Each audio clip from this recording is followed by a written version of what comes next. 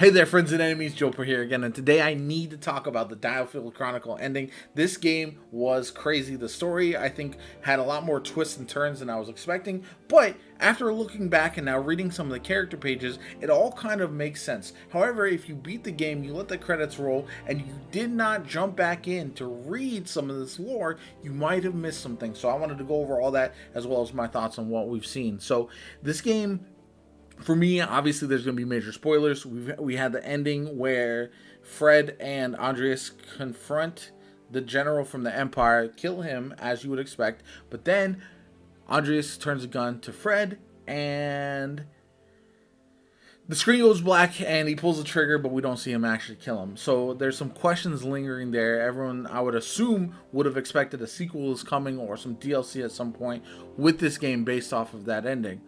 But there's other things to think about as well. Why did he do it? What was going on with him? What are the deeper motivations? All that kind of stuff. Because it seems out of left field. Although the game definitely teases a lot of tension between the group as the game goes on. And when Fred becomes the prince into the king, they keep calling him Fred, right? That's one of the signs that I think everybody should have been looking for. Number two, there's only one character type like Andreas in the game. There's no other assassins like him in the game at all. And I feel like I should have picked up on that, and by the end of the game, I didn't really kind of consider it. But now looking back, I'm like, okay, he's got a skill set that's unlike anybody else we meet.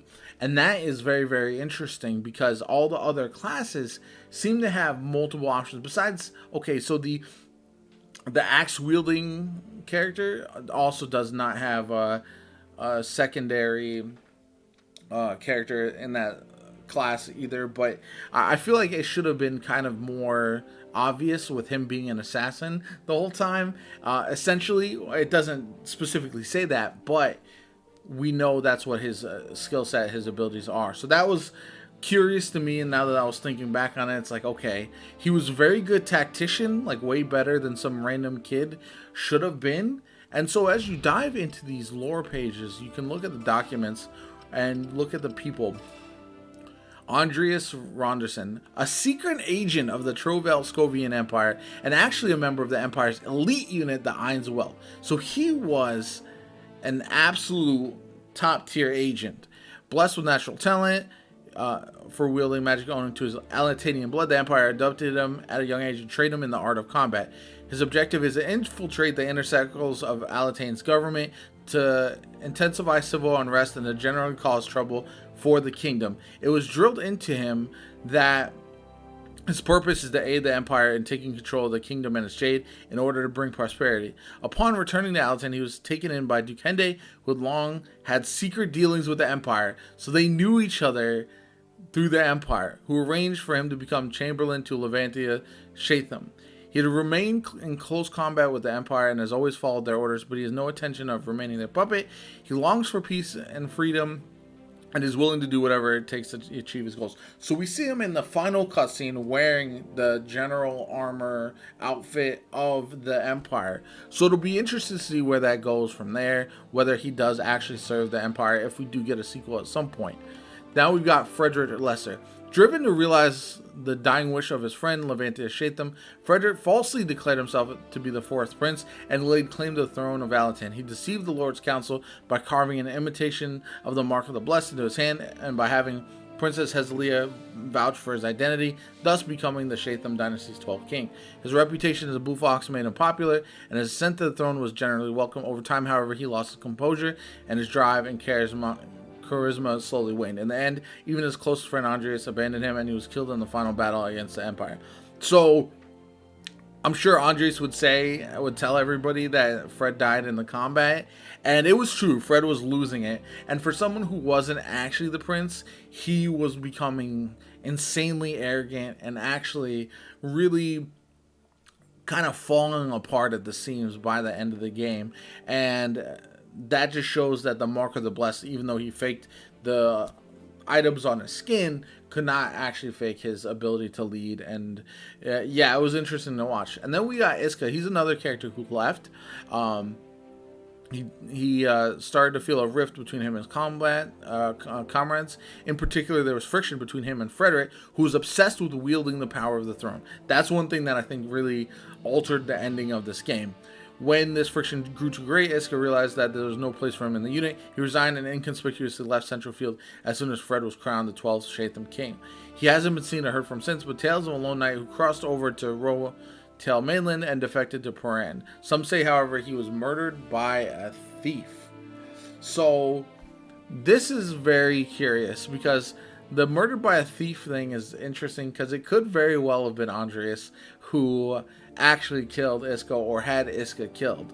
Now, it obviously doesn't come out right and say that, but that I find that to be absolutely fascinating, and there's so much potential for this. I feel like it was setting up a sequel, in that you chase Andreas as the main villain. Say you're from DioField, obviously the Empire, the DioField would be in disarray. The Empire is still the Empire. The Alliance is still there. Maybe that's broken apart. Whoever knows. But Andreas would be the main villain of that game, and you would think he's like strictly a bad guy, but he does have some more interesting motivations than I think than you would know if you hadn't played the first game. So that could be a really, really cool way to approach that, and something that I'm very hopeful for in the future. Although we don't know what they're going to do with that.